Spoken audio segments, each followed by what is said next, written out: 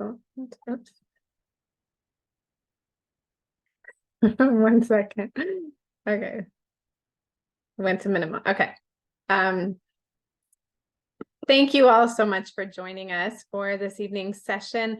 Before we begin, I just want to ask you to make sure that you change your name to your first and last name so that we can see who everyone is. If you're not sure how to do that, just hover over your picture, click on the 3 dots, and then click rename, and you should be able to type that in. So we'll make sure that we get everyone on the attendance this evening. And we ask that you do please keep your cameras on and that you would participate. If you've got a question, you can post it in the chat. If it's something urgent, you can click the hand emoji so we'll know that you have something you need to ask or something you'd like to share.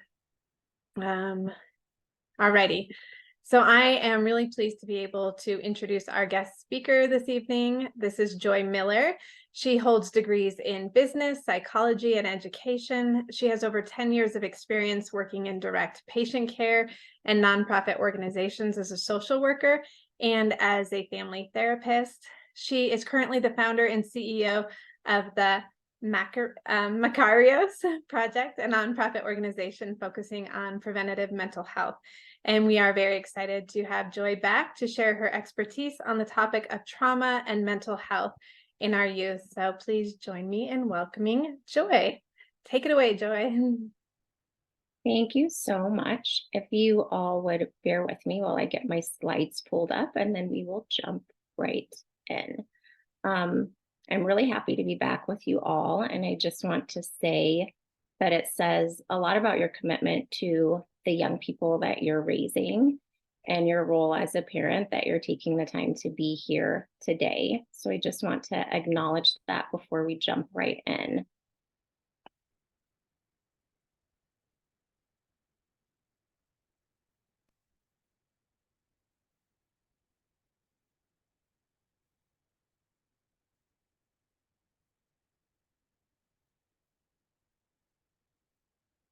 Let me go back to slide 1 and then we'll get started. Give me just a minute. So today, some of the things we're going to be talking about while I get this organized are trauma. We'll start by talking through trauma, what that is, what that looks like. Language is something that's very important to me, and making sure that we all have a shared understanding of the terms that we're talking about is something that I will focus on today. Here we go. I do want to point out that when we're in settings like this, learners typically retain about 7% of what is learned. So feel free to take notes, take pictures of the slides if there's something that you feel like you want to remember or you want to come back to and revisit.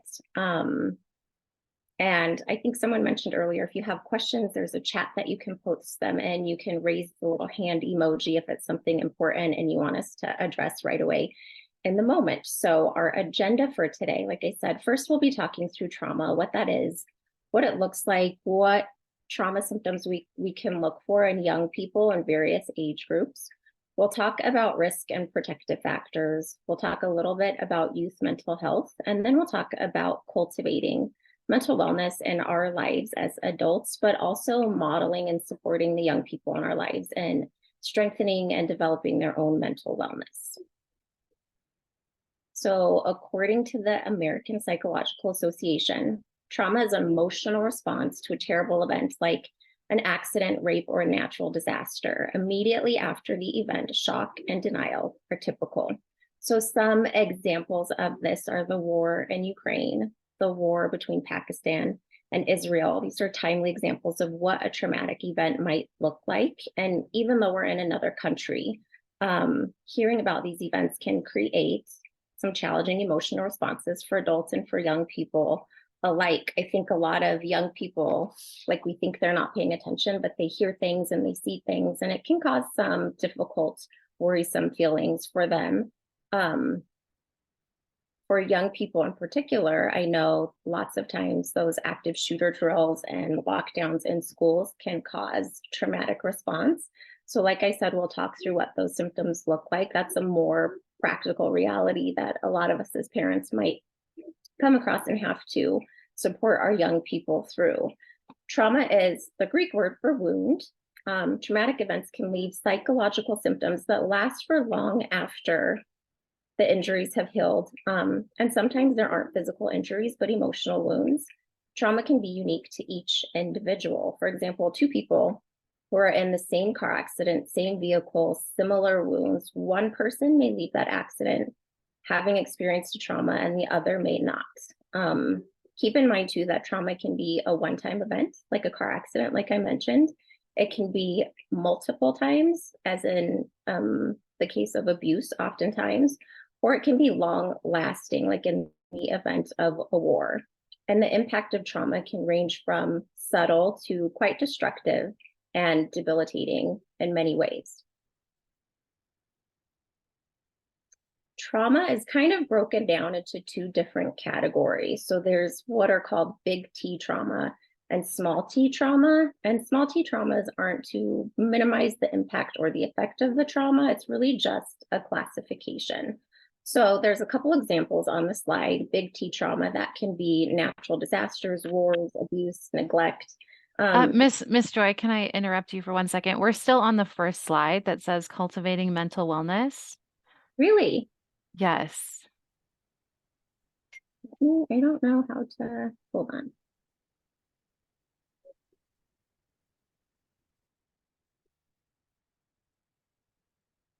Thank you for stopping me and letting me know. Are you still only seeing that first slide? Yeah.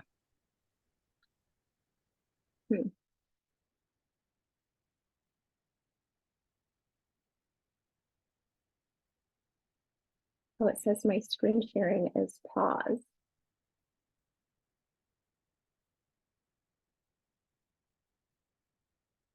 Does anybody know how to unpause screen share?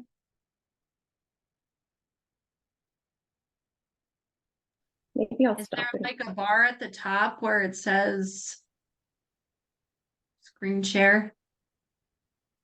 Yes. Is there something that says like a pause button or play button? No, I did not see one. I'm just gonna stop sharing and reshare. It still Yeah. says it's I paused. would let's just try it again.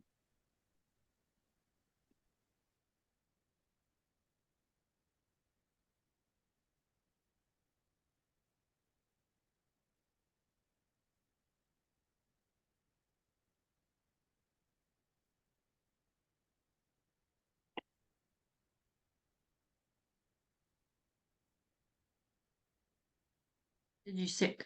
Oh, there we go. Yeah, we see the definitions now. It's moving forward now. Yay. Got Yay. it. Thank you for letting me know. I had no idea. I thought you were just on that slide. Raquel, good job. Like for the whole 2 hours, guys. Okay, so big T trauma and small T trauma. You'll see on the slide now, hopefully, some examples of what a big T trauma might be. Some things to keep in mind. These are classified as like more significant major events that often leave the individual with physical and emotional wounds. And it takes a toll on our emotional well-being, physical sensations in our physical body and mind, may lead to PTSD. Some examples of small T traumas, and keep in mind too that, this is still a field where we're learning more and it's still in progress and still developing. So not every mental health professional will recognize a small T trauma as a trauma. But examples of these that specifically impact young people, probably more so than adults, are divorce, financial and food insecurity, and significant moves or relocation, especially when we're in those adolescent years. These are overwhelming, like I said, not always understood by all as traumatic, and they also take a toll on our emotions, our beliefs, and our physical body. An individual might get through a significant trauma, like a natural disaster, and then a small T trauma occurs.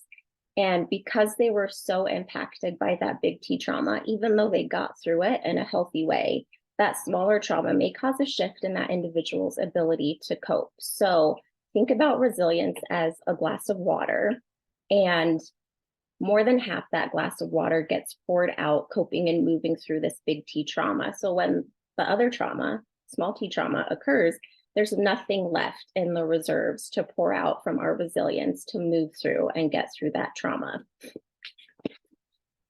Symptoms are kind of broken down into 3 different categories. So the initial response or reaction, severe responses, and delayed responses to trauma. What those look like, initial responses or reactions, we might see exhaustion, confusion, sadness, anxiety, agitation, numbness, disassociation. So an inability to differentiate between reality and the past, like flashbacks or nightmares, physical arousal, blunted affect, and all of these responses are normal and that they affect most survivors. They're socially acceptable. It's what we anticipate and expect to see after somebody's been through a traumatic event. And they're psychologically effective. So our bodies and our brains do these things to protect us and to help us to keep moving through and going through life. And they're self-limited, meaning that they impact the individual. Severe responses might be continued distress without periods of relief or calm or rest. Severe dissociation symptoms. So when soldiers come back from a war zone, a war setting, sometimes they'll be, say, on a run, for example, and for moments at a time, it might feel like they're back in that war zone and the stress response is activated. And the fear that they experienced when they were in that combat zone is exactly what they're experiencing, even though they're safe and maybe taking a jog or a run through their neighborhood. Anxiety-focused flashbacks and intrusive thoughts continuing despite being returned to safety. So some of those delayed responses, this is where we'll see nightmares, fear of recurrence, depression, avoidance of certain emotions, sensations, or activities that are associated with that trauma, even remotely. So if you think back to individuals who were in the Aurora movie theater shooting, it's probably likely that a lot of those people didn't return to a movie theater to watch a movie again. So that's what I mean when I say avoidance of activities that are even remotely associated with that trauma.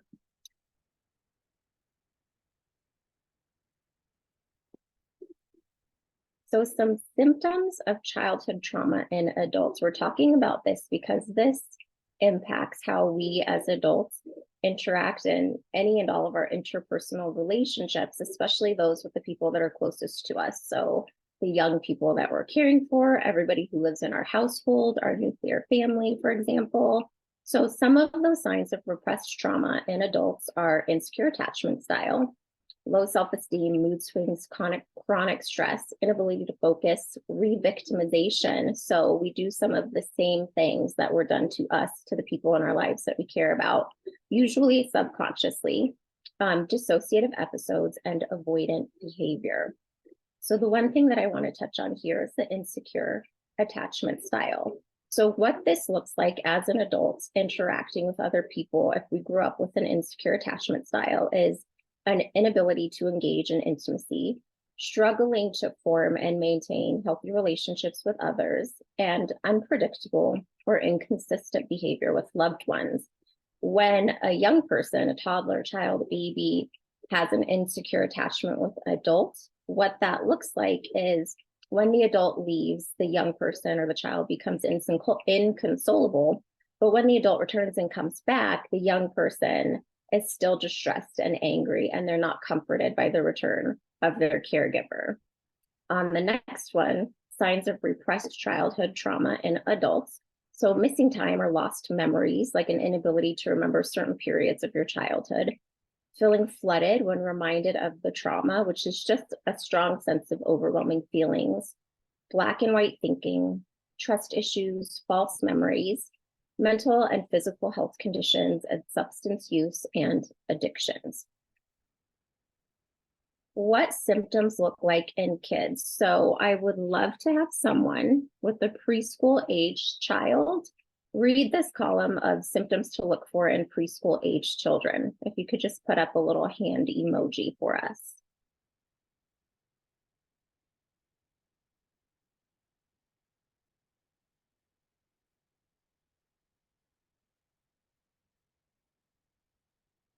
Nobody? Okay, what about anybody at all, despite the age of your children? Any volunteer who just wants to read? I can read. Thank you. You want me to read the one for preschool children or? That would be awesome. Okay. Feel helpless and uncertain, fear of being separated from their parent or caregiver, cry and or scream a lot, eat poorly and lose weight, return to bedwetting, return to using baby talk, develop new fears, have nightmares, recreate the trauma through play, are not developing to the next growth stage, or have changes in behavior and ask questions about death. Thank you so much. I appreciate you. Mhm. I have another volunteer read the symptoms that we would look for in an elementary age child. I can. Thank you. Okay. Become anxious and fearful, worry about their own or others' safety, become clingy with a teacher or a parent, feel guilty or shame, or feel guilt or shame, tell others about the traumatic event again and again, become upset if they get a small bump or bruise, have a hard time concentrating, experience numbness, have fears that the event will happen again, have difficulty sleeping, show changes in school performance, become easily startled. Thank you. I forgot to give a disclaimer too, that I'm in my home office and I have an English Mastiff. So if you hear what sounds like an adult human snoring, it's actually the dog. Okay, can I have one last volunteer, third and final one for this slide, read what symptoms we might look for in middle and high school children. And before I go to the next slide, while we're here, if you want to take a picture of this slide, please do so now. All right, who wants to read the last one for me?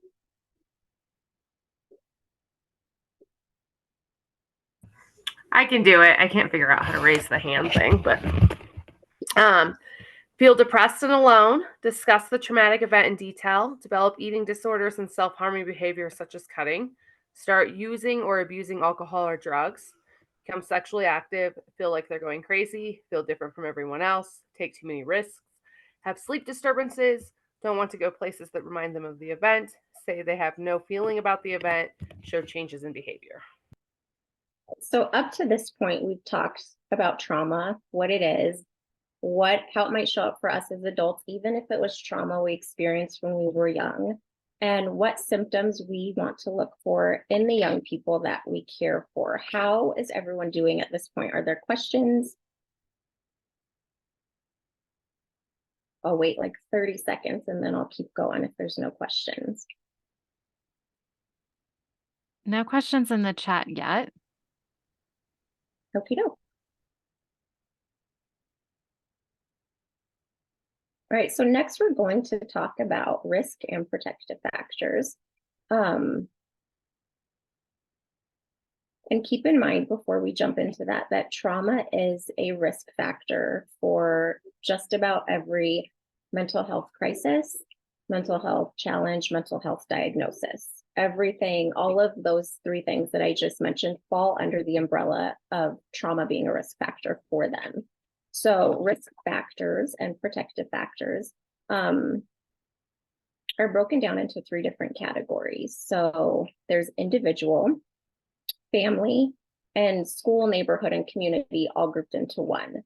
So you'll notice as I'm going through this list, I didn't put everything on the screen, so I'm going to read a few more to you, but you'll notice that it seems like there are far more risk factors than there are protective factors.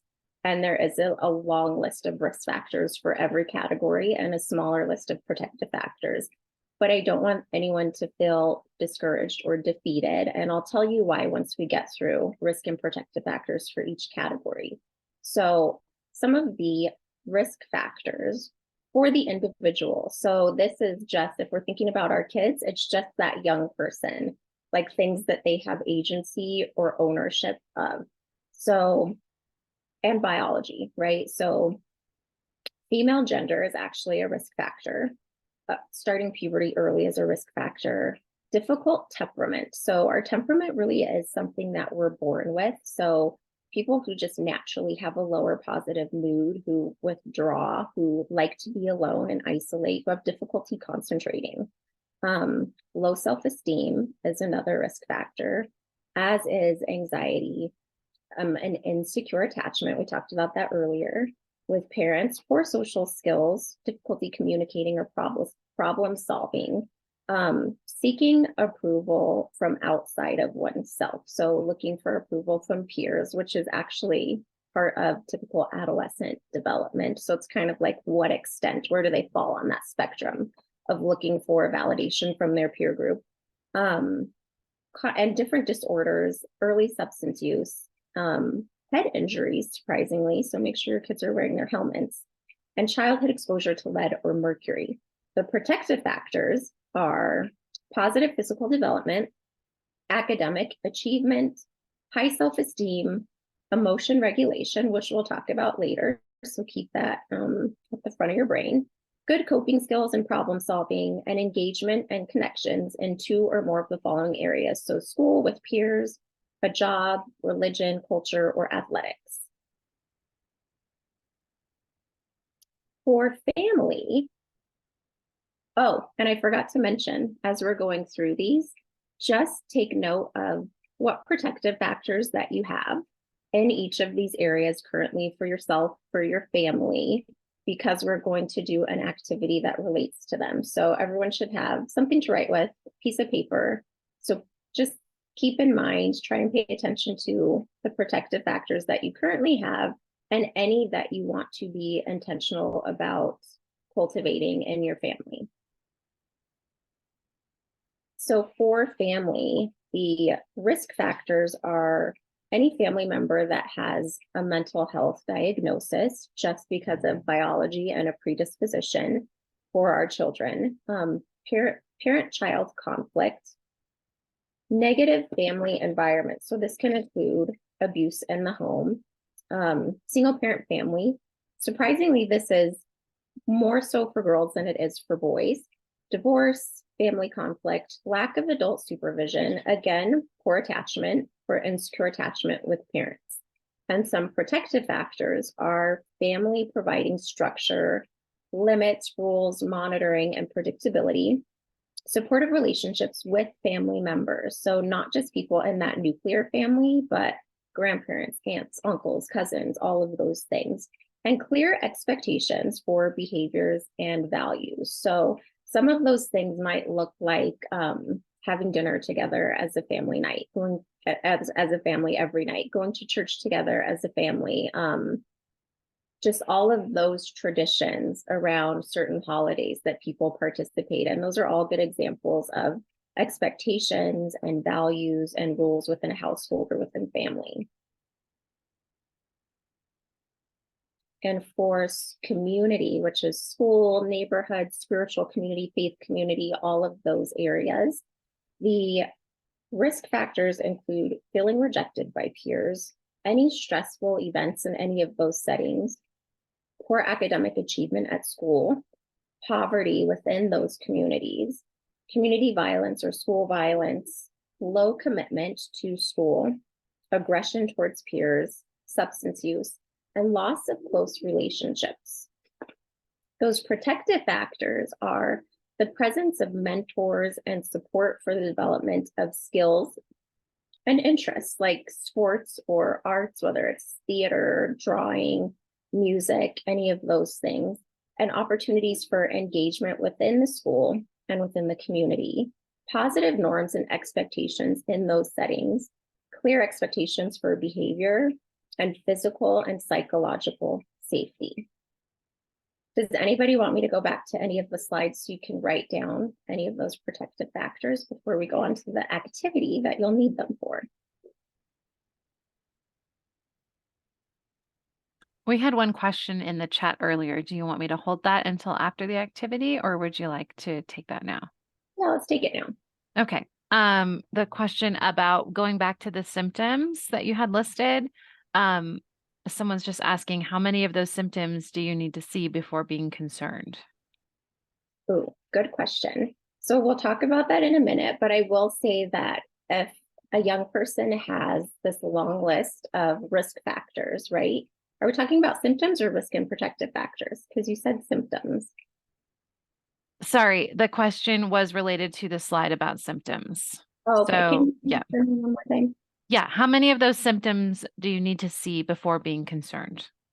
So things that I think are important to think about when you're seeing those symptoms, maybe not necessarily the number of symptoms when a young person has been exposed to trauma, but the duration, how long has this been going on, the frequency, and the intensity.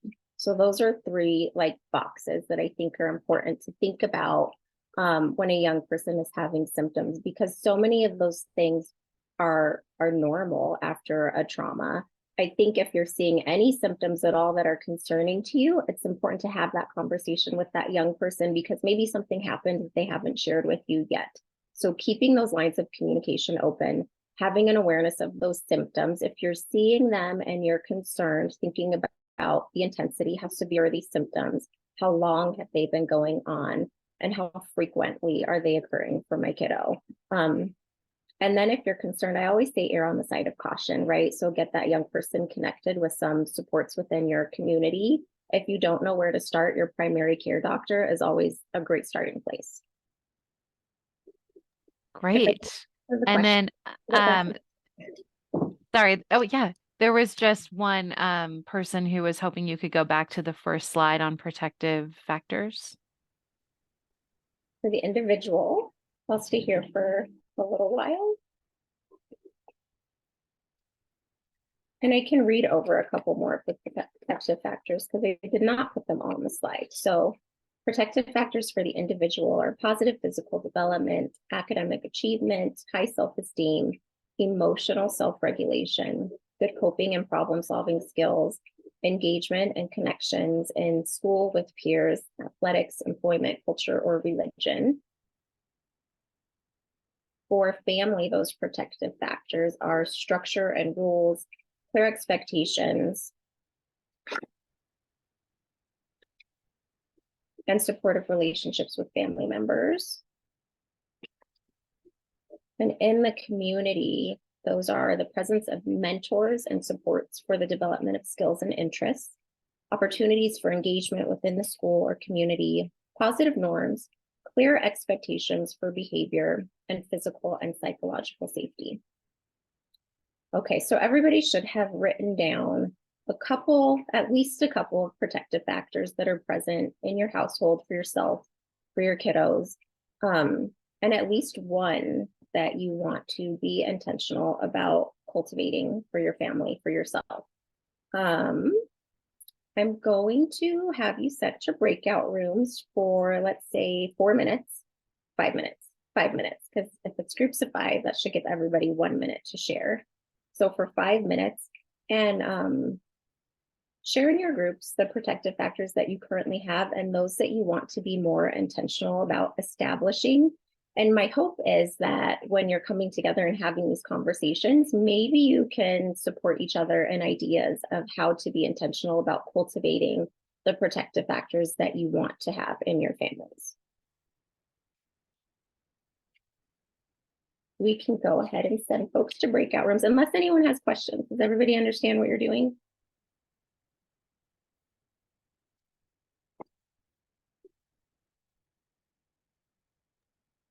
Okay, I'm sending you guys all to your rooms.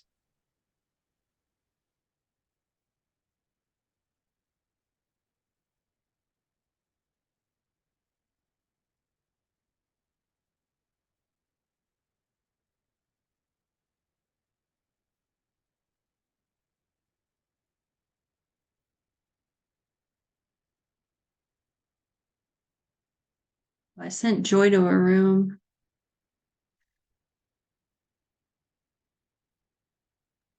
And we're not going. What? We're not going to rooms. You want to go to a room? No, I don't care either way. I just was making sure Can you bring Joy back, or she's there now? It's like once you send it out, she's gone. We're recording too, just so you know. I don't know if we can get her back. She'll have to come back with the group. I Okay. got her.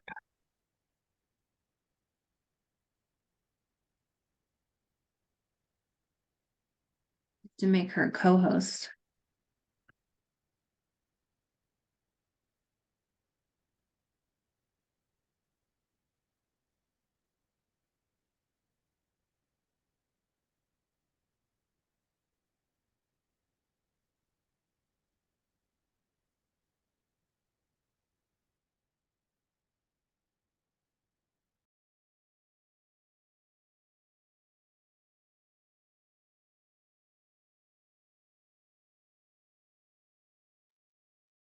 We can't hear you. What?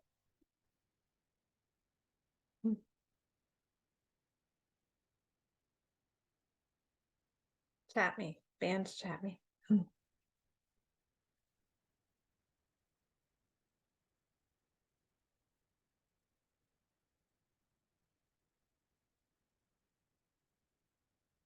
What are you two laughing about?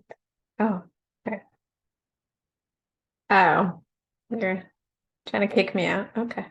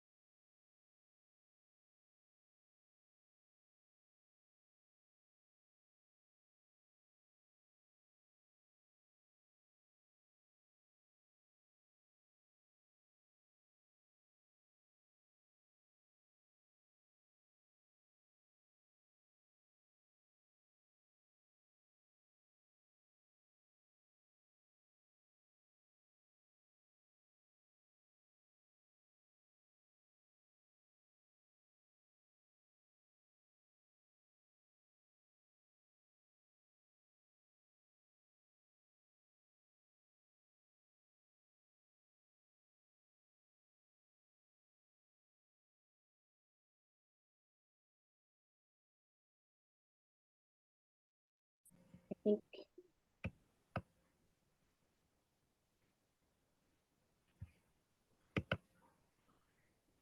looks like everybody's back now. So we'll jump back in. I got to be in a breakout group. This was really cool to hear. Thank everyone for sharing in our group that was willing to share.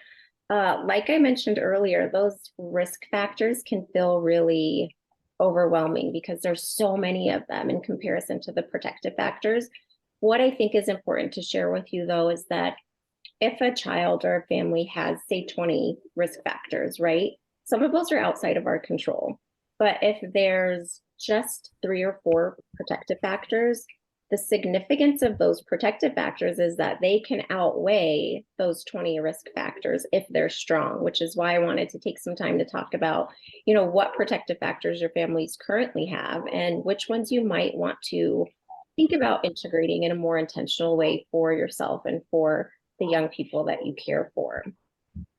Let me go back to sharing my slides.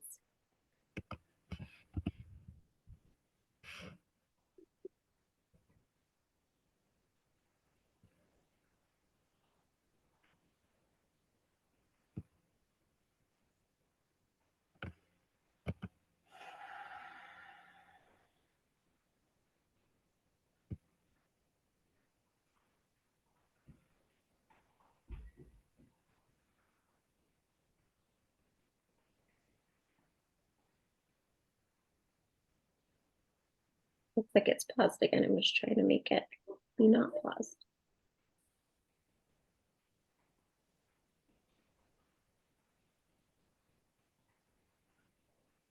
Now's a good time. If anybody needs to stretch your legs or go to the bathroom, now would be a great time to do that. But we're going to skip ahead to youth mental health.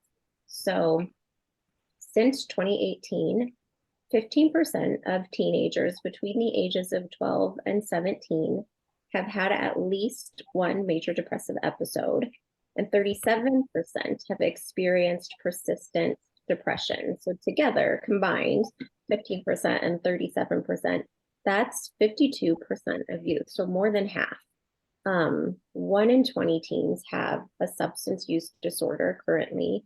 1 in 5 have seriously considered suicide, and suicide for kids over 10 years of age has increased by 20% just between 2019 and 2020.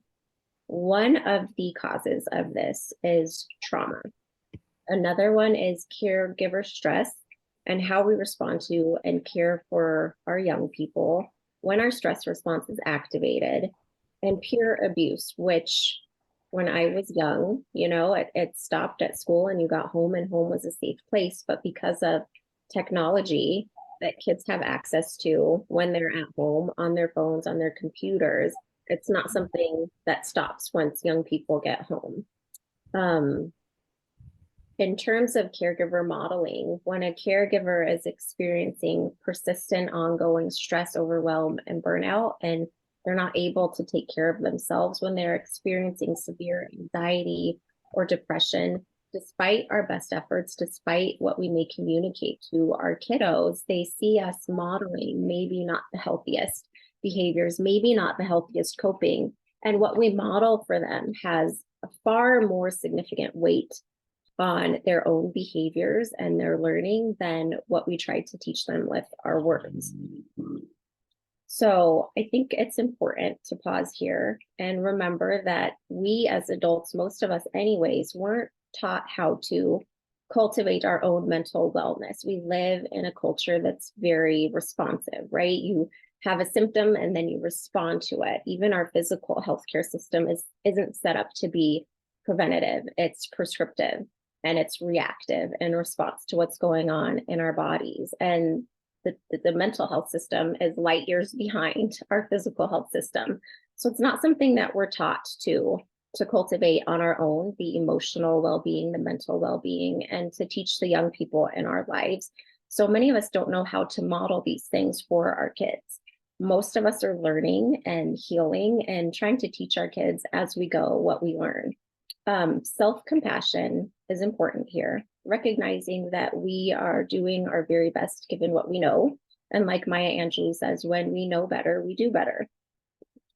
So let's shift gears really quickly now and talk about how to cultivate and maintain mental wellness.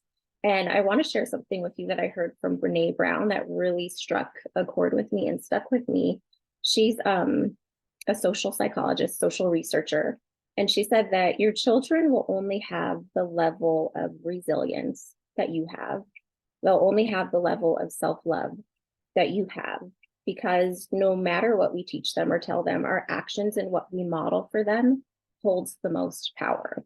So she even shared an example. She was talking about how she encourages her girls, especially, to embrace their body and body positivity and self-worth and self-love. But one of her daughters walked in her room when she was trying to get into a pair of jeans and the jeans didn't fit, and she was shaming herself and her body. And that spoke volumes more to her daughter than any other message that she'd ever tried to talk to her when it comes to self-love and self-worth.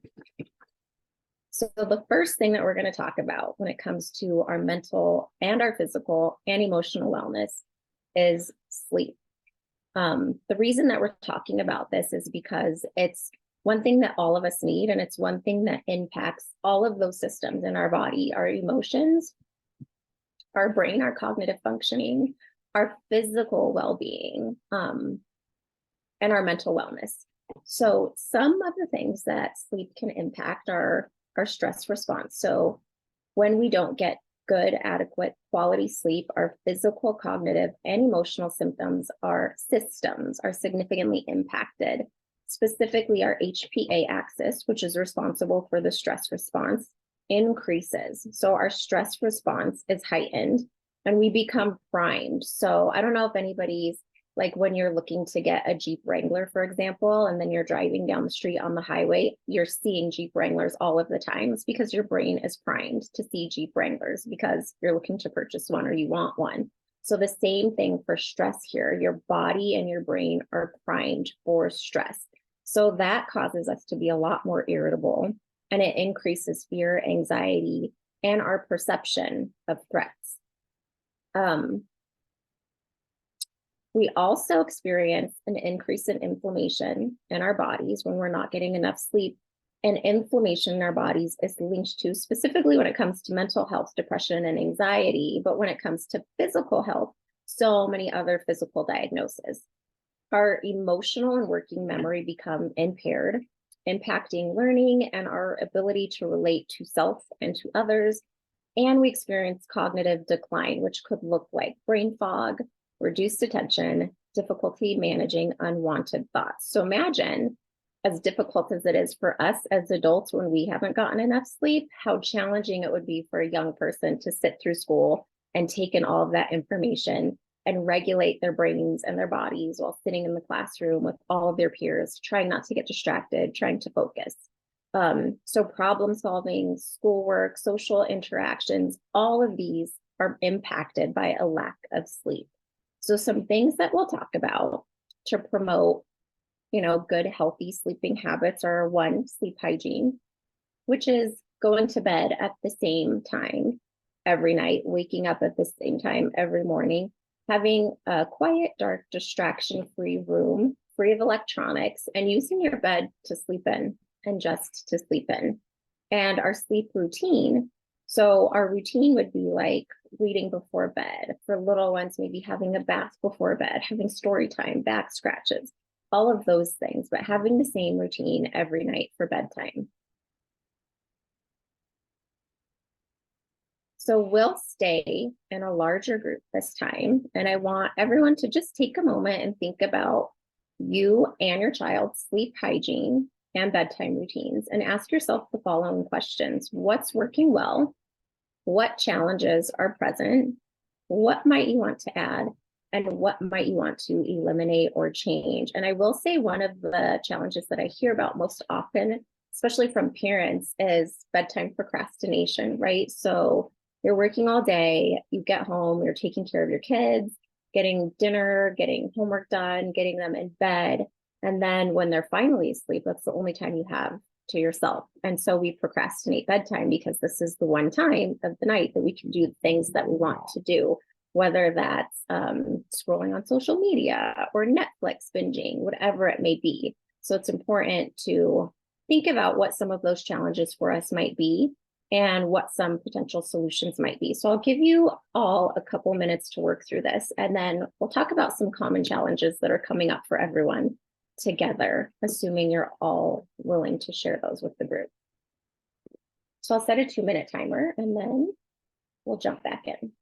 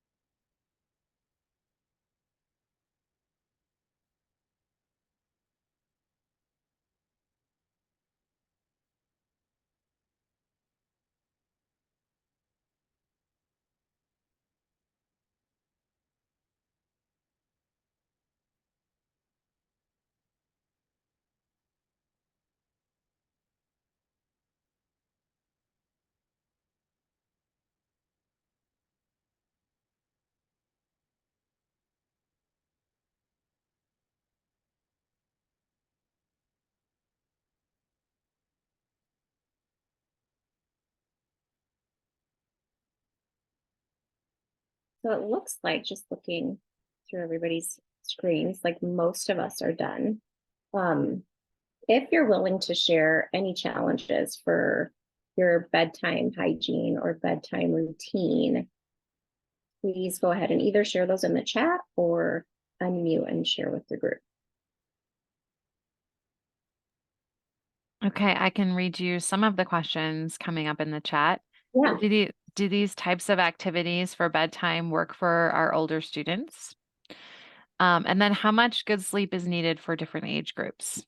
Good question. I will send out an email because it's different for preschool, elementary, and high school, but shooting for at least 8 hours, I'll tell you that now. And then I'll send out an email to Melissa and she can forward it to all of you with the breakdown of what that looks like for like 3 to 5 and elementary and so on and so forth. And what routine works for what age group, that varies for different kids. For some kiddos, having a weighted blanket and having a sound machine works great. For other kiddos, listening to like a sleep meditation will work great. For other kiddos, they just want a dark room. For other kiddos, they need a night light and maybe essential oil diffuser work for some kids. Really, it's just about finding what works for that specific person because everyone's so unique. But having cooler temperatures, generally having a dark room, those are some things that consistently across the board work well. Oh, and taking a warm bath before bed because it vasodilates your extremities, which helps cool your core, which helps you sleep better. Anything else in the chat coming up? Something about one of the challenges, screen time before bed. Amen That's to that. hard. I feel That's that as well. Hard. Me too. Same. I fall asleep with the TV on all the time.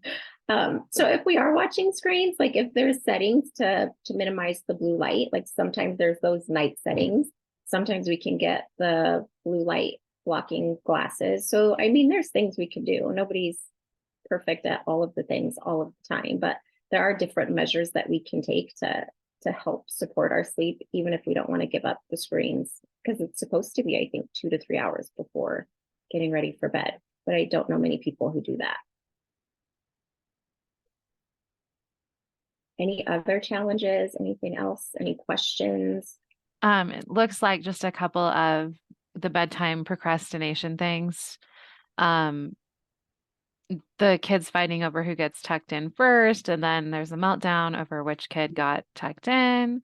The 9-year-old who thinks that pajamas need to match, so 15 minutes of finding the right pajamas. That's always a challenge. Those are all hard things. Yes. My kids are older now, but I'm thinking back to when they were young. They're 17 and 13 now, but all of those things are so hard. I think for some of those power struggles, like this kid gets tucked in first and it's my turn to get tucked in first, is just having like an alternating day of the week, like switching, taking the power struggle out of it and just having assignments. But it's hard, and learning and figuring out what works best for you and your family is not an easy thing. It's kind of a balancing act. And then as soon as you have it figured out and you think you've nailed parenting, I promise you things change and you're like, I know nothing all over again. Any other questions before we move on? No more questions, just a lot of people saying that they are also sleep procrastinators. Like all the parents can unite on that one. Yeah. And maybe just how much more challenging this is when you have teenagers, and especially when they're older. Actually, they probably need more sleep than even the younger kids, but they don't want a bedtime or they want to stay up late because it's cool. So that's hard. just And some conversation about that. Yeah, I will say this about, so first I'll talk about having the teenagers and then I'll talk about bedtime procrastination. Having teenagers, it is so much easier to withhold something than it is to have to take it away. So one challenge that a lot of parents have are letting their teenagers keep their cell phones or have technology in their room. Once you give that to them, it's a million times harder to take it away.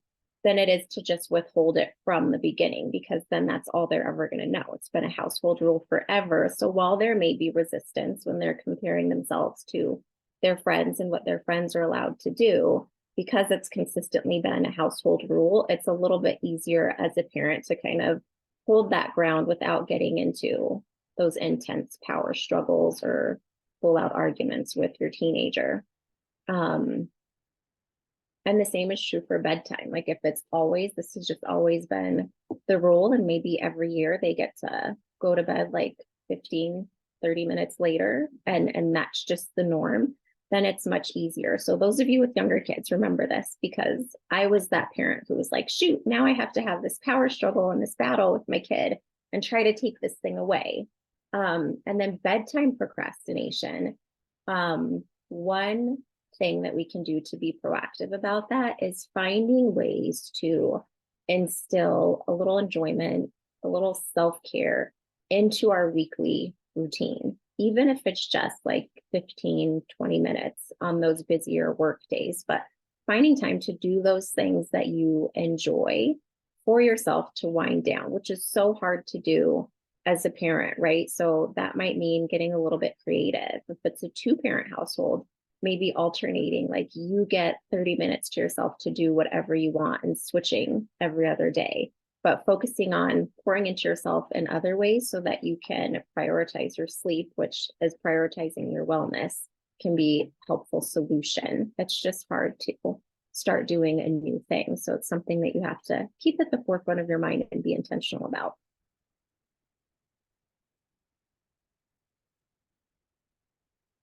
Okay, now we're getting into the good stuff. We talked about like some pretty heavy statistics, talked about trauma, pretty heavy topic. Now we're going to talk about those preventative measures that we can take. What can we do to cultivate, to strengthen, to optimize our mental well-being? So for our physical well-being, most people know what this is, right? Our physical well-being, we focus on nutrition and sleep and those preventative doctor's visits and moving our bodies and maybe social interaction. Those are the things that we focus on. And those are all actually really supportive and necessary and significant and important to our mental well-being too. Some of the things that we're going to talk about, sorry guys, I'm lost in my notes. So we're going to talk about distress tolerance, emotion regulation, mindfulness, and interpersonal effectiveness. So distress tolerance is just what it sounds like, our ability to manage and move through day-to-day stressors. Stress is something that every single human on the earth experiences. It's not something that we can always avoid. So learning how to move through stressful situations and manage our emotions, moving over to emotion regulation, are important life skills that young people aren't taught in school.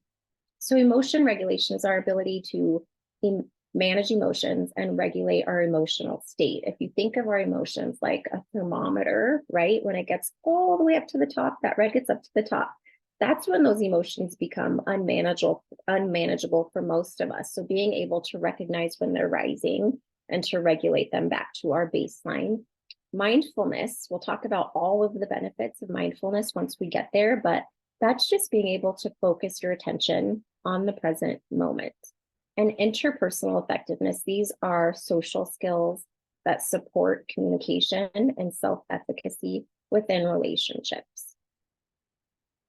Before we do that though, does everybody have a piece of paper and something to write with? Because we're going to do an activity that kind of breaks down how those 4 different categories, so emotion regulation, distress tolerance, mindfulness, and interpersonal effectiveness, how those are currently showing up for us in our lives. So we'll do this together as a whole group. This is just going to be for you. Nobody's going to see this except for you. You can burn it, throw it away, flush it down the toilet when we're done. So don't feel like you can't write whatever you want to write on this.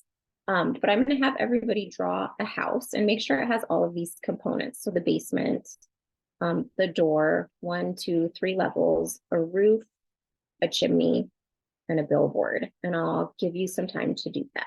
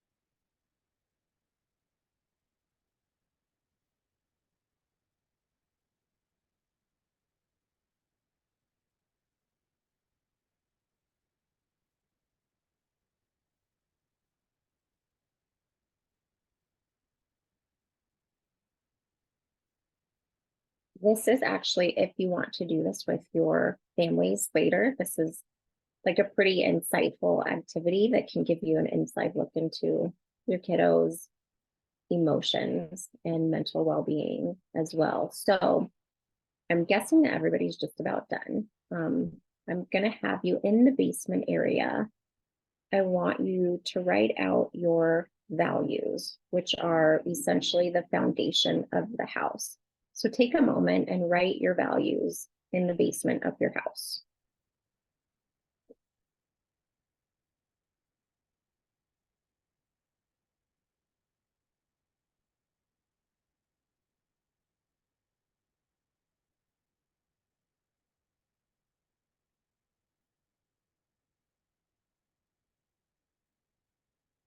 And then on the door, write down the things that you keep hidden from others. The skeletons in your closet, the things that you wouldn't post on Instagram. And remember, nobody's going to see this. You can put code words if you want to.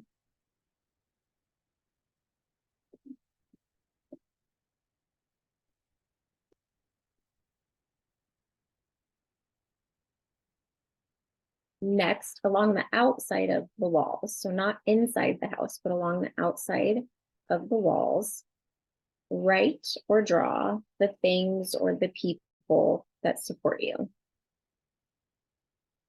And again, that's on the outside of the wall, the exterior of the house.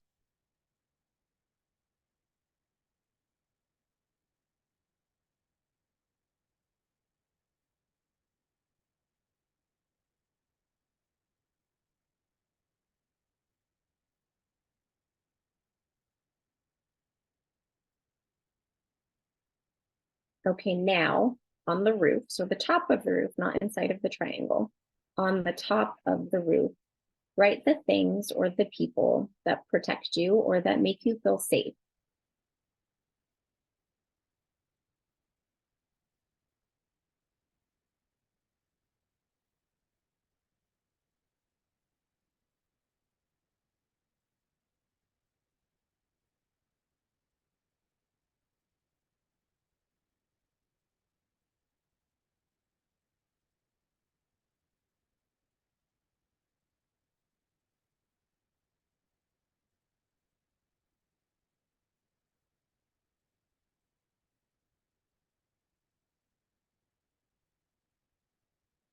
On the inside of the roof, in that triangle part, I want you to write or draw what a successful life looks like for you.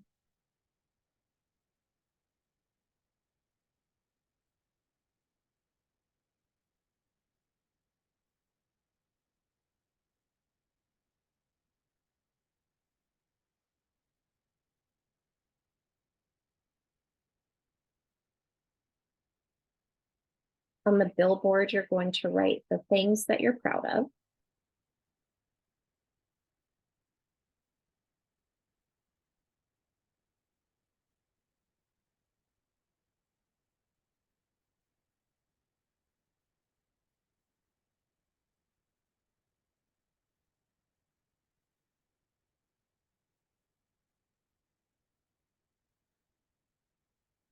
On the first floor, we're going to write the behaviors that we want to change. So for me, this would be bedtime procrastination. And if I remember, I'm not alone here.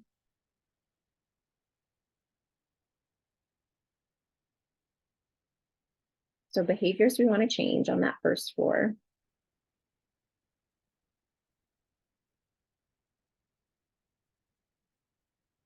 On the second floor, we're going to write the emotions that we want to experience differently.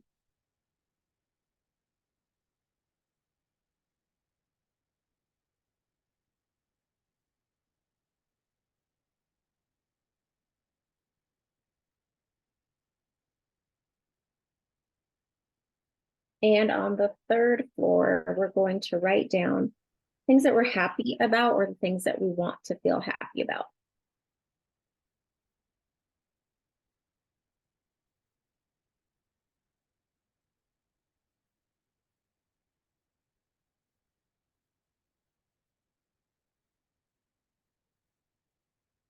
And then, What was the second floor again? oh, the second floor is the emotions that you want to experience differently. And the first floor, please. The first floor are the behaviors that you want to change. What do you mean by the emotions we want to feel differently? So an example of this would be like foreboding joy, right? Preventing ourselves from fully experiencing joy in a moment because we're waiting for the other shoe to drop. Does that make sense? Does that help?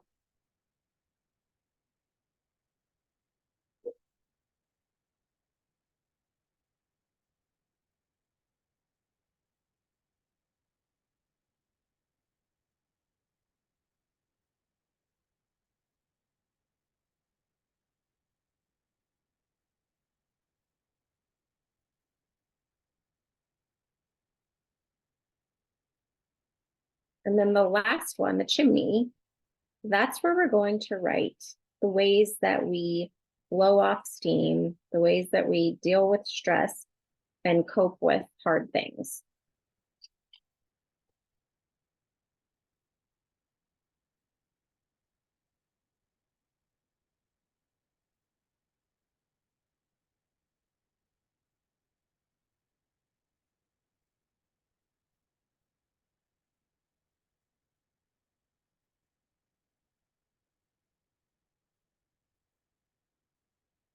Is everybody good? Did everybody finish? Does anybody need me to revisit any of the floors or parts of the house?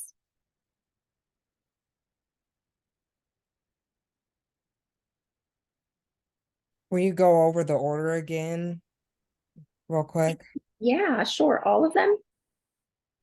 Yes, please. You got it. So in the basement, that's where the values go. And if you want, you can just go through and write values so that when you go back and do it with your family, you know what goes on each level. So in the basement, that's where values go.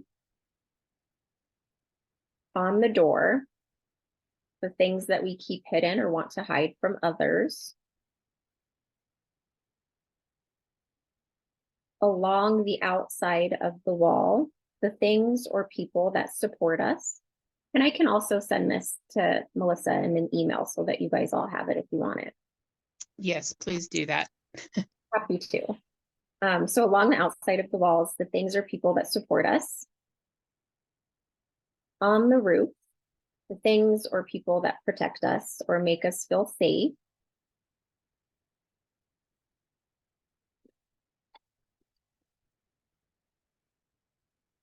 Inside the triangle of the roof, what a successful life looks like.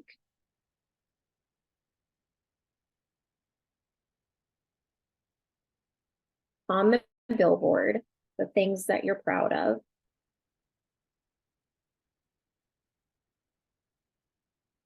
On floor 1, behaviors that we want to change. On floor 2, experience or emotions that we want to experience differently.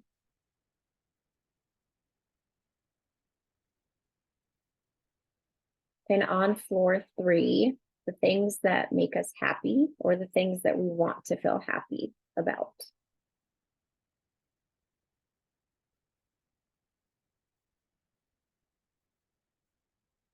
And then the smoke in the chimney, our coping skills, how we move through and process stress or blow off steam.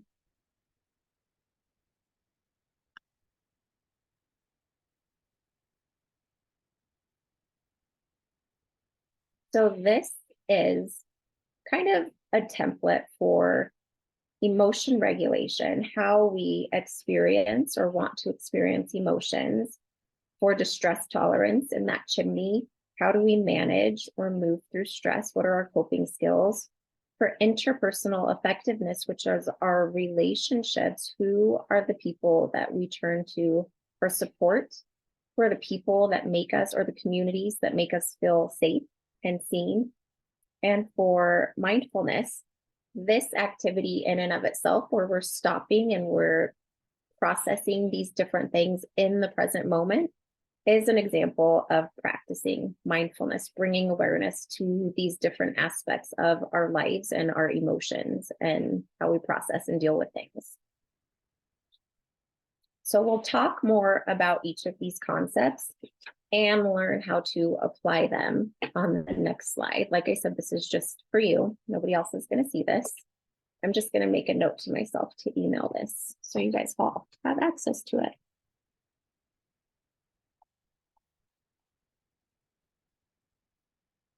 Okay.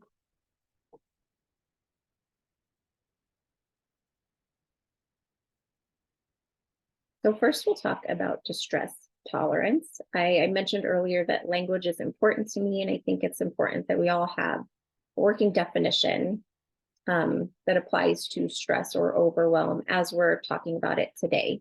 So stress, we feel stressed when we evaluate environmental demand as beyond our ability to cope successfully. This includes elements of unpredictability, uncontrollability, and feeling overloaded. Overwhelm is an extreme level of stress, an emotional or cognitive intensity to the point of feeling unable to function.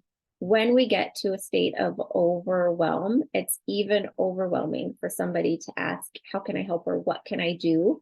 Because our brains don't have the cognitive power to even process what to request or ask of somebody. So think back to the impact that we talked about, stress and reacting with our loved ones from a stress activated state, what that impact that can have on the young people specifically in our lives. So our ability to move through and manage stress is a skill that we can focus on improving no matter who we are. It's something that all of us can work on. And the benefits are compounding because they impact not just us, but all of the people in our orbit. Stress is inevitable, like I mentioned before, and it looks different across age groups. A high schooler might feel stressed about a big test or college applications. A middle schooler may feel stressed about their appearance and fitting in school and being part of the right friend group. And a preschooler might feel stressed about having to stop engaging in an activity that they're having a lot of fun doing. Regardless of how we experience stress, it is real for each and every one of us. I have a video. It's a phenomenal video. I don't know if anyone has read the book Burnout or if anyone's familiar with the Nagoski sisters, but they talk about the stress response, what it looks like, and how it impacts men and women differently even. So we're going to watch that video really quickly, and then we'll come back together as a group and talk about any insights or takeaways.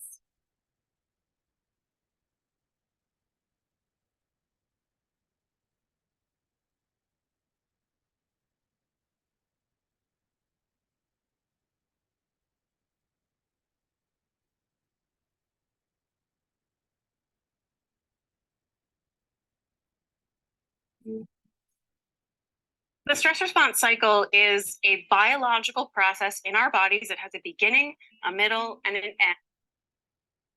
Oh.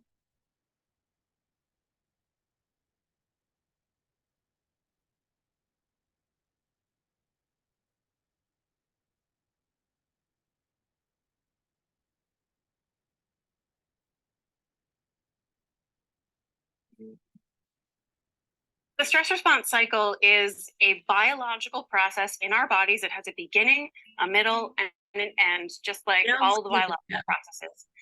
Unfortunately, there is a disconnect in modern human life between what activates the stress response and what completes the stress response cycle. So the things that actually cause our stress, like traffic and our kids and money Julie, and I don't see the video. world, are not Yeah, I things don't see a that video we either. can't escape from, like a lion, which is what the stress response is built for. It's to help us. Can you guys hear it? I can hear it, just not see it. Yeah, I Yeah, can hear it. same. and see it. Yeah, we Same. could just hear it. Give me a minute. Let me troubleshoot.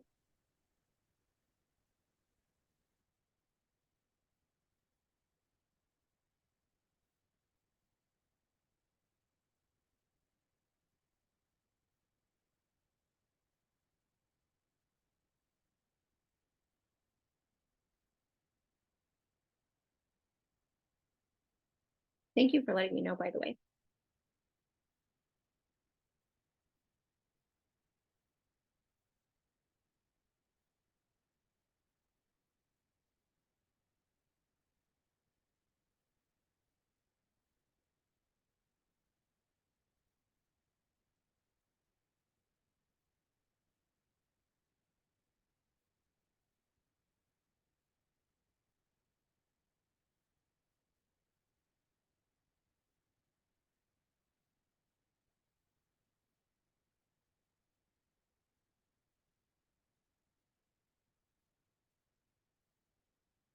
It is not letting me unpause.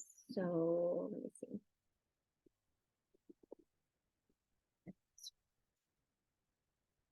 Can you guys see it now? Yes. A biological process in our bodies that has a beginning, a middle, and an end, just like all the biological processes.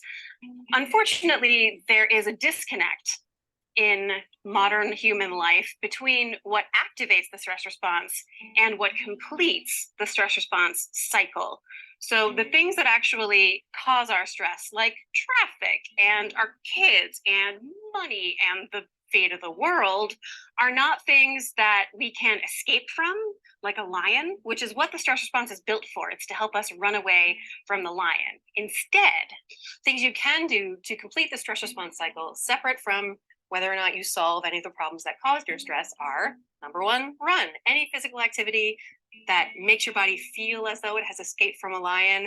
It could be actually running, or the elliptical machine, or your Zumba class, or just dancing it out to Beyonce in your kitchen, or just tightening all your muscles for 10 slow counts and then relaxing them. That's going to allow your body to feel like it's in a safe place again. Or if that's not effective for you, and it's not for everybody, a 20-second hug. Finding someone you love and trust enough to hug for 20 seconds. 20 seconds is an awkwardly long hug if you don't really like the person that you're hugging. So someone that you do like and trust enough to hug for 20 seconds. You support your own weight, either standing over your own center of gravity or sitting. Wrap your arms around the person and let your body return to a state of safety. With the change of neurochemicals, your heart rate will lower, your blood pressure will decrease, and you'll feel totally different. Just 20 seconds. And third, a good night's sleep.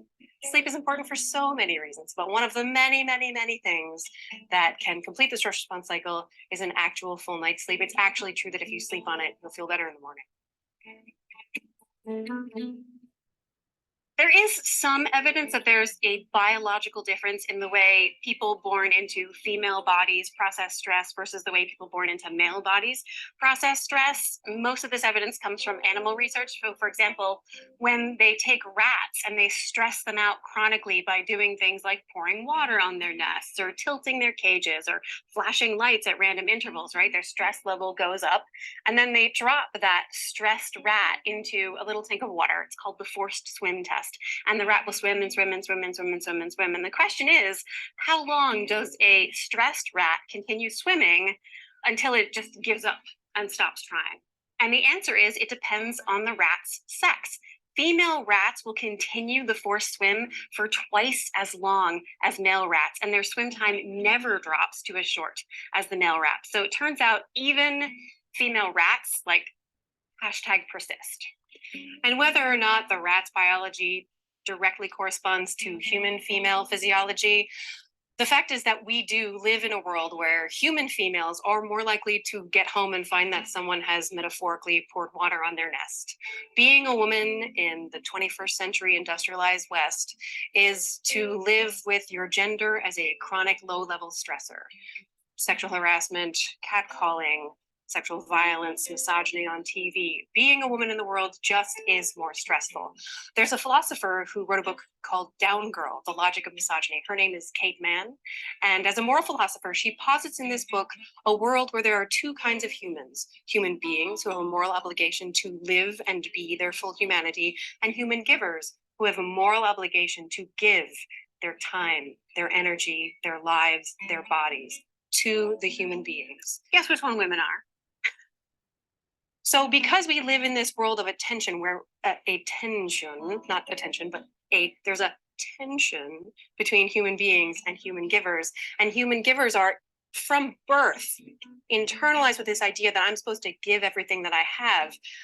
And as we grow up and we start to realize, oh, maybe being pretty and happy and calm and attentive to the needs of others and generous all the time, that's making me exhausted all the time. And we start to realize maybe being that kind of person isn't good for my health.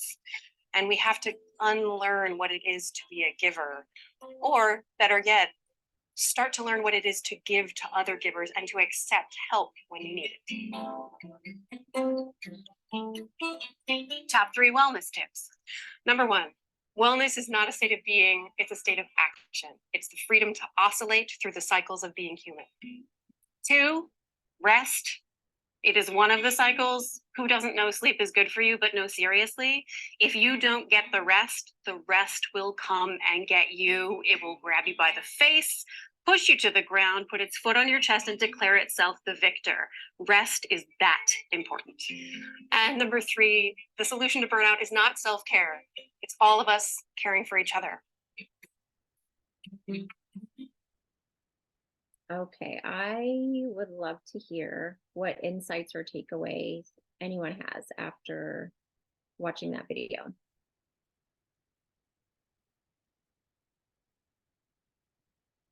You can type it in the chat. You can feel free to unmute and share. Joy, can you send me the link to that or put that in the chat? Because on my end it was frozen, but I did get to hear it. Oh yeah, for sure.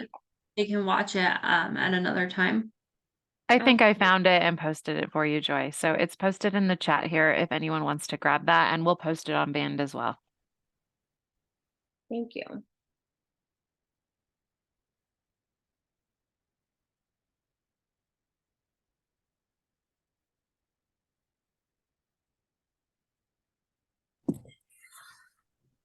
I just like the very end how it said that it's not self-care, it's caring for each other. Because I think that we get into that thing of like self-care and just what we all have going on that we don't necessarily think about other people. So I think that last part was very powerful. Thank you for sharing that. I agree. And I think I know it's not just me in isolation, but asking for help is not always an easy thing. Sometimes it's really hard to ask for help, even though everybody needs help, right?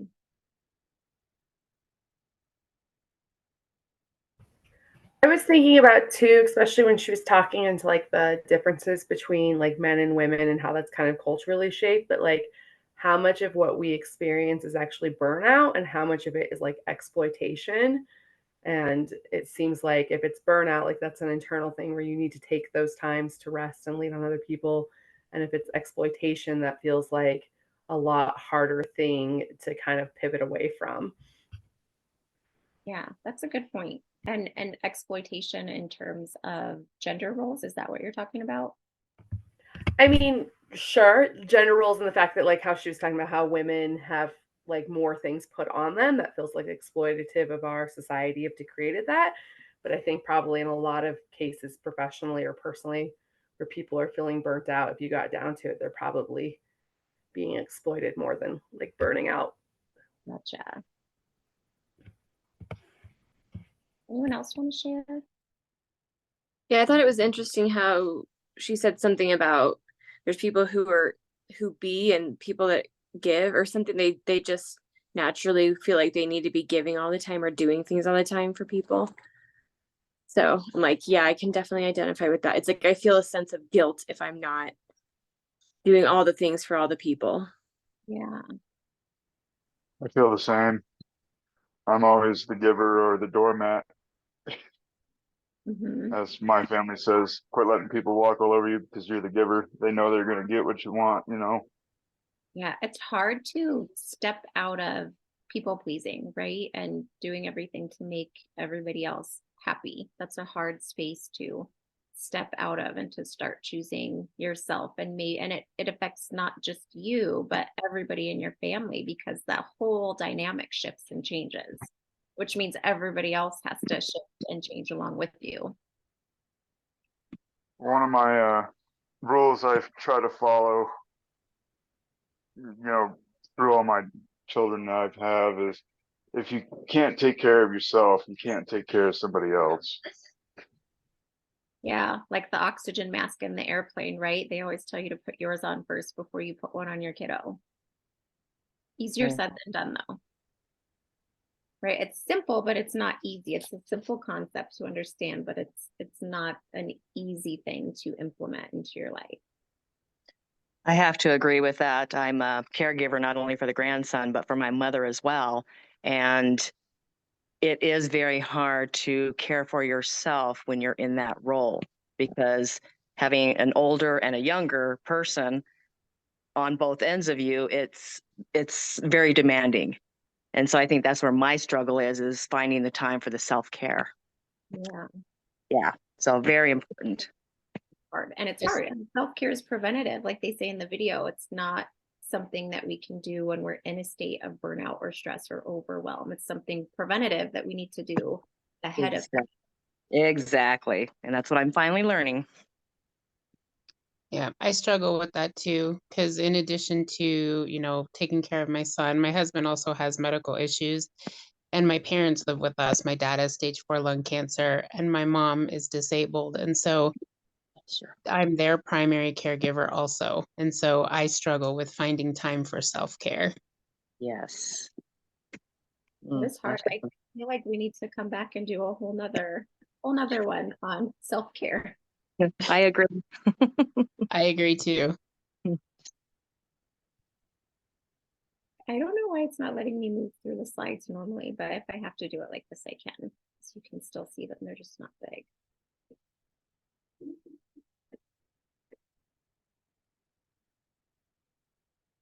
So the next topic that we're going to jump into is emotion regulation. Can everyone see the emotion regulation slide? I think you can. We can see it. Yes. Thanks. Yes, I can. So I think a lot of us learn that there's good emotions and there's bad emotions, right? And the reason for this is because when we're experiencing something good, we feel good.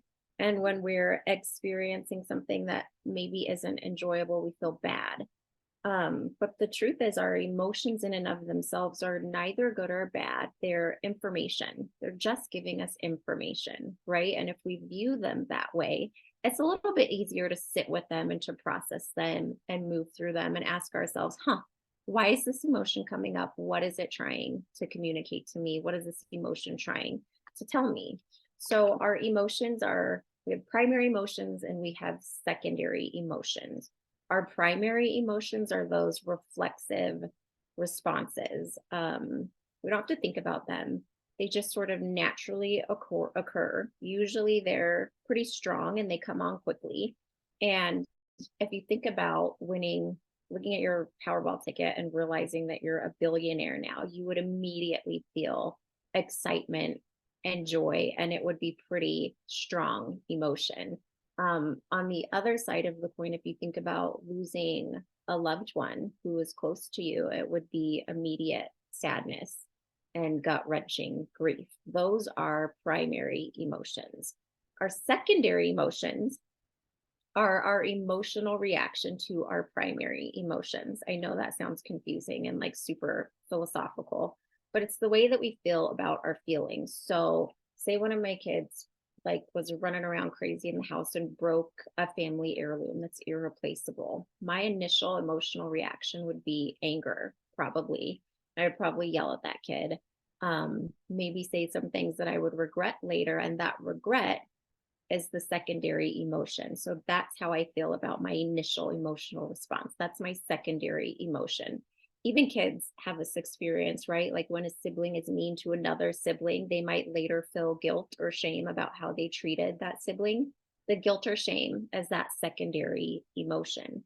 Our emotions are connected to our brains and to our bodies. We'll do a body scan a little later on to talk about how our emotions show up for us, what they feel like in our bodies, where we feel them in our bodies.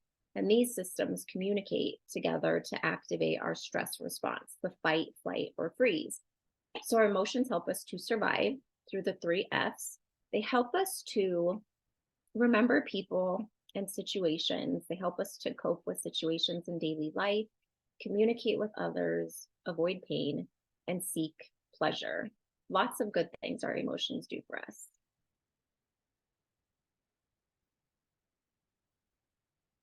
Oh no, it keeps going back here.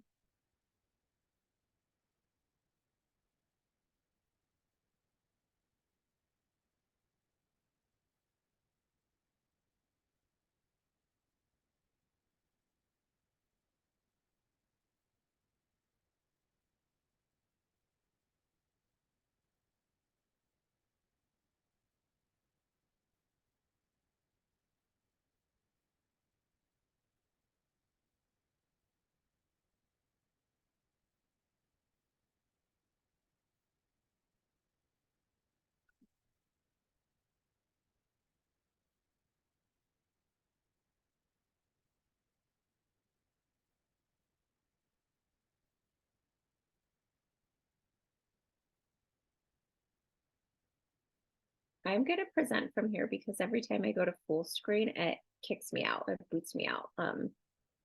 But can everybody kind of see the slide with the 3 brains on it? Yes. So emotion regulation skills, there's at least 9 skills. We don't have time to go through all of them. So we're just going to talk about 3 of them. The first one is awareness. So can we recognize and name our emotions? This is our ability to name what we're feeling. If anyone's familiar with Dr. Daniel Siegel, he talks about the fact that we can literally, when our emotions are at this high state, the top of that thermometer, by simply naming the emotion, we activate our parasympathetic nervous system and start to bring down those emotions back to our baseline. Once we're able to name our emotions, we are in a space where we can begin to explore what caused those specific emotions and explore our thoughts about the events and those corresponding emotions. So get into our secondary emotions and then then we're in the process of creating emotional literacy.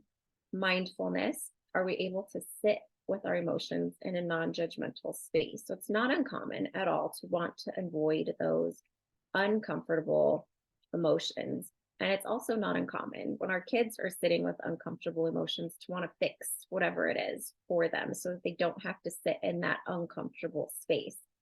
But being able to sit with our emotions is actually part of emotion regulation and emotional literacy. Like I said, we can start to explore and evaluate what's bringing up those emotions for us. Why are they making us feel that way? And what are our thoughts about those emotions? And what are the corresponding behaviors too? And the third one is problem solving. So when we're experiencing specifically challenging emotions, are we able to adopt a solution focused mindset? An example of problem solving might be identifying the situation or the person that triggered that emotion and finding out where that's stemming from so that we can start the process of healing so that maybe in the future, if that happens again, we don't have the same emotional response. So an example of all of these things kind of together, when a toddler, we'll say, is having a meltdown in the toy aisle, we'll break it down. When my kids were little, it was the Tickle Me Elmo. So the toddler sees the Tickle Me Elmo and immediately feels joy. So that's the emotion. They're feeling joy and excitement when they see this toy. And their thought in that moment is, I want that toy. I want to keep this. I want to take this home with me. And their behavior when they realize that they can't keep that toy or the toy gets taken away is a tantrum in the store. In this scenario, being able to validate that feeling, the frustration, the sadness, the anger that that tiny human might be feeling, and acknowledging the why. So it's tough when we really want something and we can't have it. And then being able to validate and acknowledge. This won't always diffuse the situation or stop the tantrum, but this is the beginning of cultivating and teaching our young people emotional awareness, emotional literacy. And having conversations about each of these with the young people in our life can help them to start developing these skills now. One other thing that I want to touch on while we're talking about emotion regulation is the value that our kids get out of seeing us as adults experience the full range of human emotions, being able to see their parents cry and knowing that it's not weakness, it's not something to be ashamed of.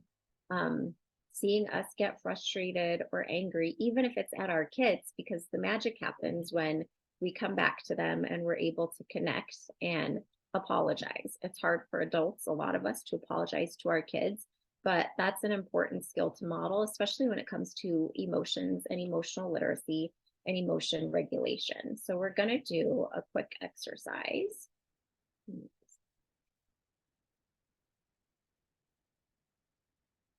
That has to do with emotions. If everyone can draw what looks like a gingerbread man.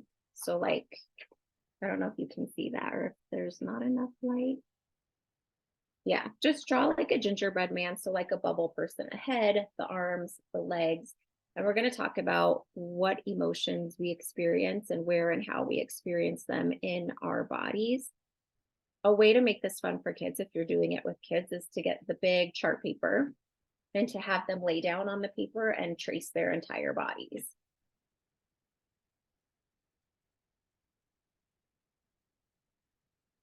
So we're just going to talk about 4 different emotions. The first one we'll talk about is excitement. And when I ask young people, like, when you feel excited, where do you feel that in your body? A lot of the times they'll tell me in their belly or in their chest. And when I say, if you were to draw what that looks like or what that feels like, what would you draw? Sometimes they'll draw butterflies. Sometimes they'll draw zigzags, but that's exactly what I want you to do. Think about excitement, where you feel it in your body, and what type of drawing would represent what that feels like, what that sensation in your body feels like. The next emotion that we're going to do is stress. When you're feeling stressed, where does that show up in your body and what does it feel like? And you can just draw it on your little gingerbread human.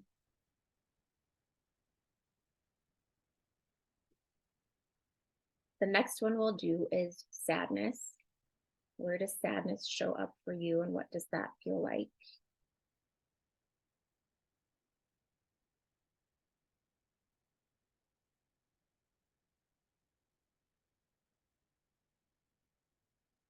And the last one we'll do another challenging emotion. Let's do anger. When you're feeling angry, where does that show up for you in your body and what does that feel like?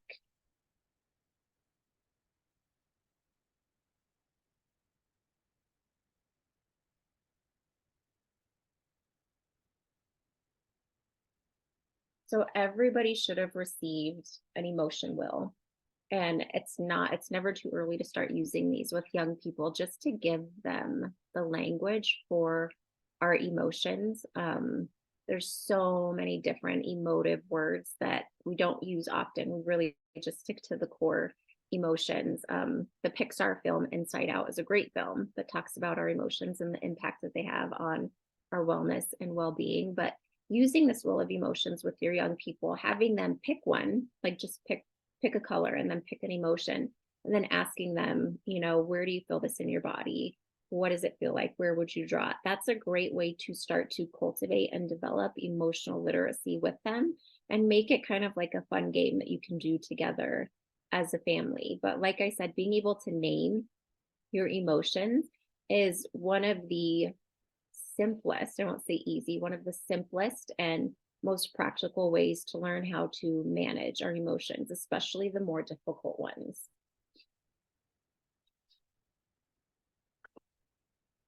The next thing that we'll talk about is mindfulness. So what is mindfulness? There's 4 different qualities that I think are important to talk about when we're talking about mindfulness. The first one is maintaining a moment by moment awareness of our thoughts, feelings, bodily sensations, and surrounding environment through a gentle, nurturing lens. Maintaining an attitude that is non-judgmental, curious, and kind, and an intention to cultivate awareness and then return to it again and again and again. And I say this because if anybody's ever tried to meditate, when you're starting, it's hard to focus on the meditation and your thoughts will wander and you have to bring your thoughts back to your breath or back to your body over and over and over again. And the fourth one is being able to pay attention to what's occurring in the present moment simply by observing thoughts, feelings, and sensations as they arise.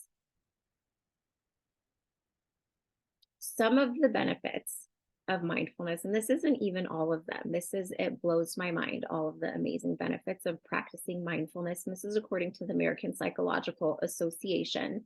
It reduces our stress, it improves working memory, improved focus. It can increase our speed of information processing. It can support emotion regulation, which we just talked about. It supports cognitive flexibility. So this is our brain's ability to adapt to new, changing, and unplanned events. It improves our satisfaction in our relationships, and it has positive impacts on the immune system, which is, especially right now as we're in respiratory season and flu season, like who doesn't want that benefit? So what are some different activities that we can do to incorporate mindfulness into our day, our week, our month? Some things that we can do alone or even as a family is a mindful walk. So going on a walk and paying attention, engaging the five senses. So say for the first 2 minutes, let's just focus on everything that we can hear and the environment around us. For the next 2 minutes, let's focus on everything that we can see in our line of sight. For the next 2 minutes, let's focus on anything that we can smell. So engaging those five senses, paying attention to what it feels like when you're walking on the grass versus on the concrete, little things like that. Breathing exercises, there's lots of really great ones for younger kids. Dragon breathing is a lot of fun. For us adults, diaphragmatic breathing, which kind of activates our vagus nerve. It's the longest nerve in our body, and it's connected to our parasympathetic nervous system, which is the rest and digest response, not the fight, flight, or freeze. Triangle breathing, four square breathing, balloon breathing, all of these are great breathing exercises to try. Meditation, of course, great meditation. You can find them on YouTube. Just type great meditation in the search bar. They have several phenomenal meditations from like 3, 4, 5 minutes to 30 minutes or more.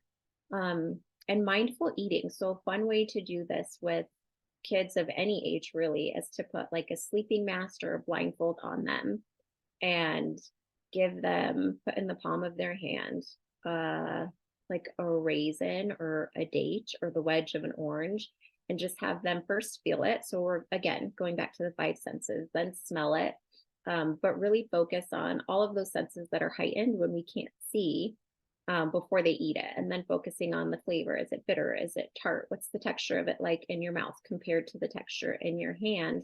And the last one that I'll share is yoga. It's not on the list, but I'm not like a proficient yogi, but anytime that I do yoga, it's almost impossible not to be completely focused on what my body's doing and trying to maintain those poses because they're not easy.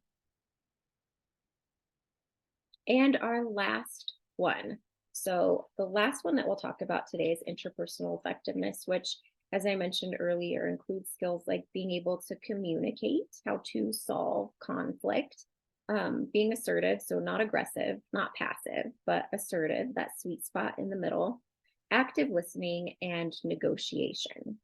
Our focus today is going to be specifically on communication. And if we were all in person, I would have you do that back-to-back drawing exercise that you were all sent. And the way that it works is one person will have an abstract drawing, 2 people are back-to-back. One person has the abstract drawing, the other person is following their directions and trying to draw that picture on a blank piece of paper. The first time that this is done, the person who's drawing does not get to communicate at all whatsoever, can say no words. Once the person is finished explaining what to draw, the person's finished drawing, you can look and compare how close did you get to drawing what you were supposed to draw, what you were directed to draw. The second time, the roles switch. So if you were drawing first, now you are giving directions. If you were giving directions first, now you are drawing. But the second time around, the person drawing gets to ask questions. They can stop you, they can slow you down, they can ask clarifying questions like, which way does my paper need to be? How big is that shape supposed to be? And some of the themes that really come out of this exercise are: one, we learn that we have different perspectives. And when we have different perspectives and we're not able to come together to clarify, it makes communication really challenging. Another thing we learn is that asking clarifying questions and trying to understand the other person's perspective makes communication a little bit easier. We also learn the value in listening closely, not listening while also thinking of a response or thinking of our shopping list or our to-do list. And one activity in large groups that's really fun, you probably all remember it from younger years, is playing telephone. There's like a group of, say, 15, 20 people sitting in a circle. One person might start with the phrase like, elephants wear rain boots in the winter. And by the time it gets to the last person, the message is always screwed up. It's never the exact same thing as when we started. So these are games that you can play with your family to kind of talk about the importance of listening and paying attention and summarizing back to people, clarifying, ensuring that you're understanding the message that the person is trying to get across to you. One last example that I will share is it relates to parenting is a mom and her child in the car. And I saw this on the internet somewhere. I can't tell you exactly where because I don't remember, but the mom and her toddler were driving in the car. And I'm going to stop sharing now because I'm about done. Mom and her toddler in the car, and the toddler's like, look, Mom, I can touch the light, like the little inside light on the car. And the mom says, oh my gosh, that's incredible. And the toddler gets really upset and says, no, it's not. Don't say that. And the mom says, do you know what incredible means? And the toddler says, yes. And the mom says, it means awesome. And the toddler says, no, it doesn't. Stop saying that. And this is where the magic happens in the relationship between this mom and this kiddo. The mom asks the toddler, what do you think incredible means? And the toddler says it means fighting. And the mom realizes, oh, my kiddo's associating the movie The Incredibles, where there's lots of fighting because they're superheroes, with the word incredible. And instead of getting into an argument, well, actually, according to Webster's dictionary, incredible means this. The mom says, what would you like me to say instead?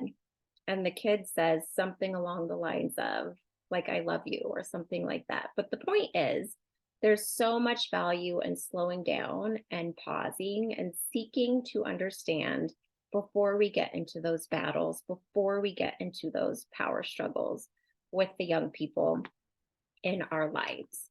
So that's all the material that I have for you today. I have notes of everything that I'm going to send out so that you have access to it. But I want to give you all time to ask any questions that you might have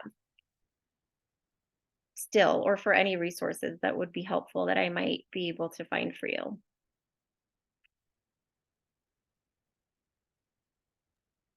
This was fantastic. Thank you so much. Oh, thank you for saying that.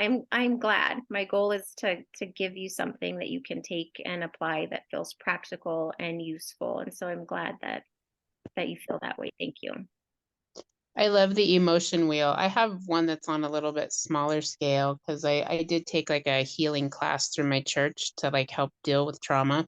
And one of the things that we learned in there early on is like, when you're angry about something, you're usually not just angry. There's an underlying need or problem that wasn't met. So I've been trying to work with my kid on learning how to identify what's really happening when you're upset or mad or something like that. So this will be super helpful. Thank you. Oh, you're welcome. I'm glad you'll be able to use it. Can I ask a question? And I apologize for having my camera off. It's bedtime here. That's okay. Please ask away. I understand about the things we can put in place to protect ourselves, but just generically speaking, if there are people who have ongoing trauma, like being a caretaker, a caregiver, or dealing with family court issues or any type of legal issues, or dealing with domestic violence in the home that they can't or aren't yet set up financially or ready to escape from yet, how do you deal with, other than the obvious going to counseling and trying to put as many of those protective factors in place. How do you deal with ongoing trauma that you might not be able to, escape or get away from? Yeah, that's a tough one. I think when we're in those situations and we feel like we're stuck in them, the priority really is to focus on, I'm going to say, refer back to that, putting on your own oxygen mask first. So, what can you do for yourself in those moments to prioritize your own mental, physical, and emotional well-being? Because if you're not able to take care of yourself in those ways, you're not able to fully show up as a caregiver, whether it's for your children or for your parents, whoever it may be. So asking for help in the ways that you feel comfortable and safe, asking for help and support so that you can take care of all of the parts of you, mental, emotional, physical, spiritual, all of it.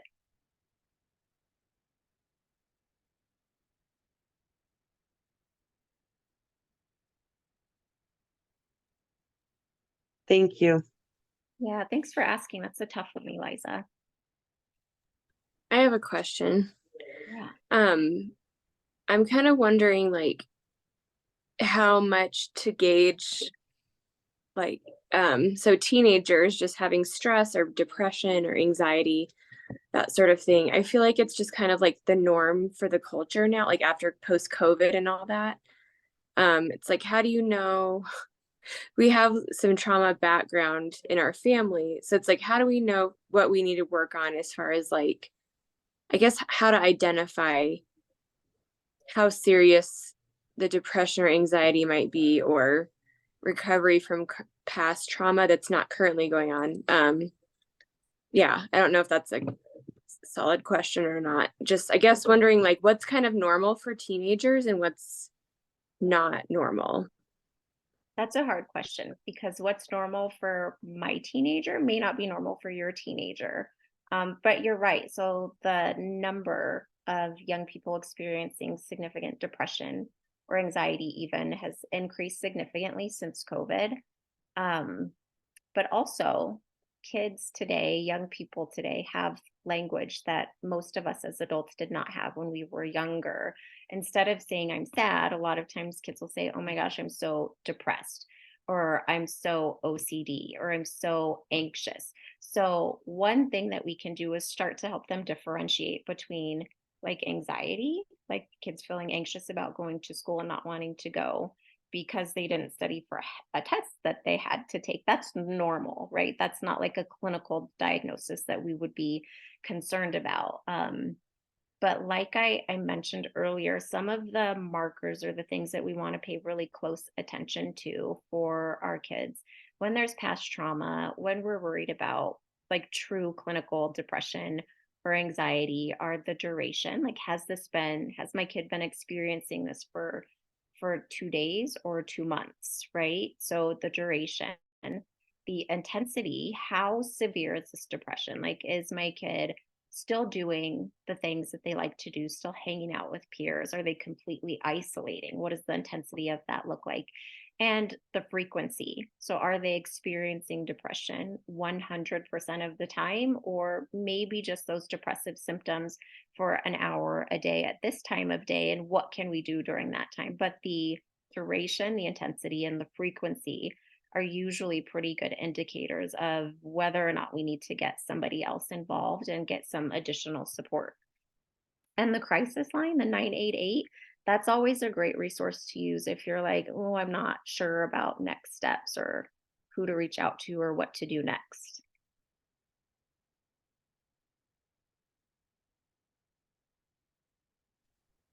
May I share a comment and get your input?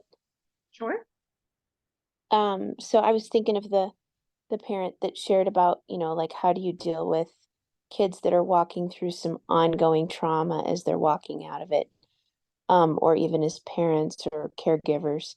And a few things that came to mind because I have some background in play therapy with children, but I was just thinking about that a little further about and sometimes it may not necessarily be a big trauma. It could be something even shorter term, but a lot of a lot of the tools that I'm familiar with have been helpful, like practical things like get the family going swimming because it's active, it's play, it's connective, and it's um, kind of like incorporating some natural play therapy things, or even if a kid feels safe, playing in a bathtub for a little while or something like that, like water, sand, and then we're in Colorado, like we can go out in nature and that is so therapeutic and calming as well. But um, yeah, I was just thinking, like, what are some,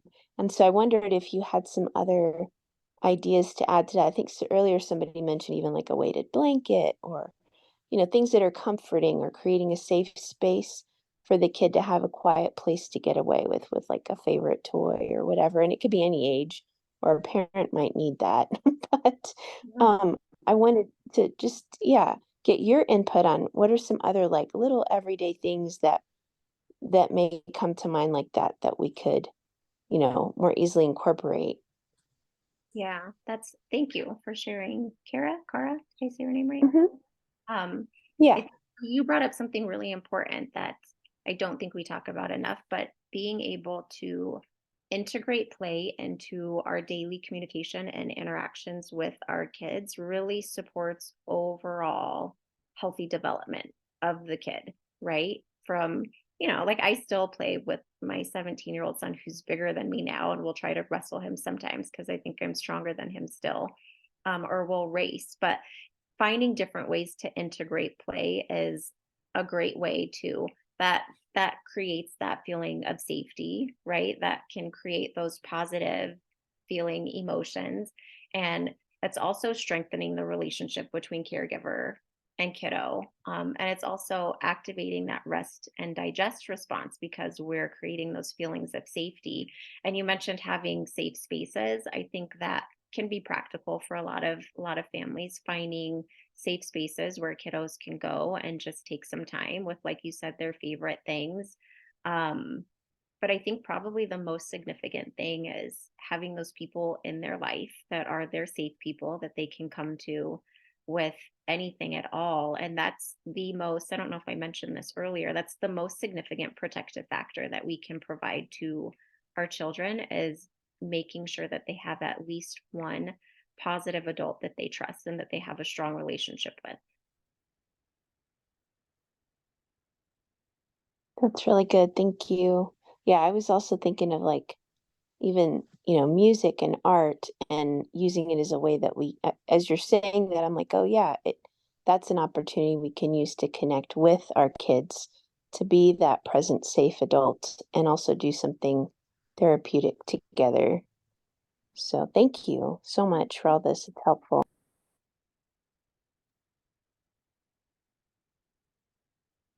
Well, thank you so much, Joy. Does anybody else have any final questions? Because we are going to wrap up.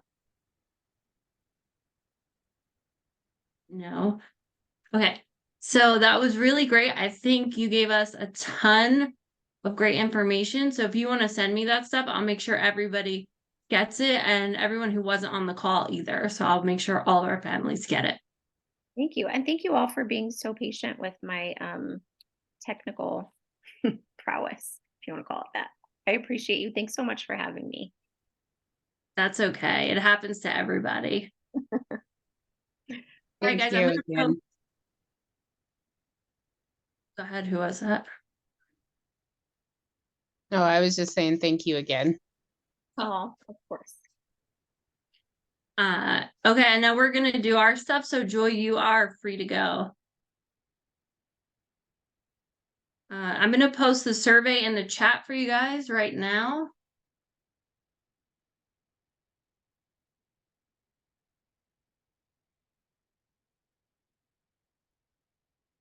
And then we're gonna do attendance and then we'll do our door prizes. And I'll stop the recording. Oh yeah, you can stop the recording. Thanks.